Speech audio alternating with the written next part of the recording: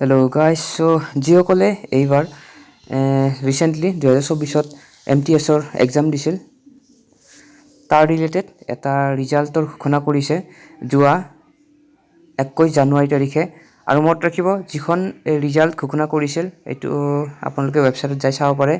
এই যিটো ৰিজাল্ট ঘোষণা কৰিছে এই ৰিজাল্টটো যিটো ফাইনেল MTSৰ ৰিজাল্ট সেইটো নহয়, এইটো জাষ্ট হয় আপোনালোকৰ যিসকলে এপ্লাই কৰাৰ সময়ত হাৱালদাৰ পোষ্টৰ বাবেও এপ্লাই কৰিছিল, অৰ্থাৎ যিসকলে MTSৰ বাবে এপ্লাই কৰিছিল SSCৰ তেতিয়া যদি হাৱালদাৰ পোষ্টৰ বাবে যদি প্ৰিফাৰেঞ্চ দিছিল তেন্তে তেওঁলোকৰ বাবেহে এইটো।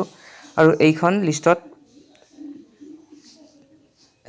অফ কেণ্ডিডেট, অৰ্থাৎ কোন কোৱালিফাইড হৈছে, কোন কেণ্ডিডেট কোৱালিফাইড হৈছে PET PST টেষ্টৰ যিসকল হাৱালদাৰত এপ্লাই কৰিছিল তেওঁলোকৰ লিষ্ট হয় এইখন। আৰু মনত ৰাখিব যদি কিবা কাৰণত এই লিষ্টখনত যদি আপোনালোকৰ নাম অহা নাই তেন্তে চিন্তা নকৰিব, কিয়নো এইখন জাষ্ট হাৱালদাৰৰ লগত জড়িত PET PST ৰিজাল্ট চিলেক্টেড কেণ্ডিডেটৰ হয়।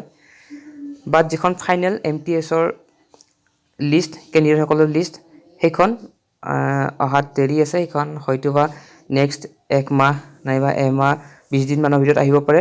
চ' এইখন যিখন ফাইনেল MTSৰ ৰিজাল্ট সেইটো নহয়, এইটো জাষ্ট হাৱালদাৰৰ লগত জড়িত ফিজিকেল টেষ্টৰ লগত জড়িত এখন কেণ্ডিডেটসকলৰ লিষ্ট।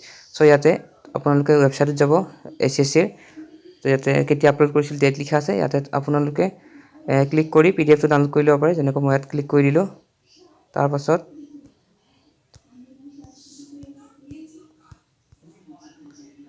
ডাউনলোড হ'ব।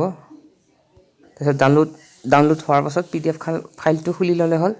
ইয়াতে কেণ্ডিডেটসকলৰ নাম, ৰোল নম্বৰ সকলো দিয়া আছে। চ' ইয়াতে আপোনালোকে চেক কৰি চাব পাৰে। বাট মনত ৰাখিব এইখন ফাইনেল MTSৰ ৰিজাল্টৰ লিষ্ট নহয়, এইখন জাষ্ট যিসকল কেণ্ডিডেটে হাৱালদাৰ পোষ্টৰ বাবে প্ৰিফাৰেঞ্চ দিছিল তেওঁলোকৰ বাবেহে হয় এইখন। আৰু এইখনত যদি আপোনালোকৰ নামটো নাই তেন্তে হ'লে হয়তোবা MTSৰ যিটো ফাইনেল ৰিজাল্ট তাত থাকিব পাৰে, বাট চিন্তা কৰিব নালাগে। বাট মনত ৰাখিব এইখন ফাইনেল ৰিজাল্ট নহয়, ফাইনেল ৰিজাল্ট অহা 1 মাহ নাইবা এমাহ 20 দিনমানৰ ভিতৰত আহিব পাৰে। চ' তেতিয়ালৈ ভাল থাকক আৰু চেনেলটো ছাবস্ক্ৰাইব কৰি ল'ব। ধন্যবাদ।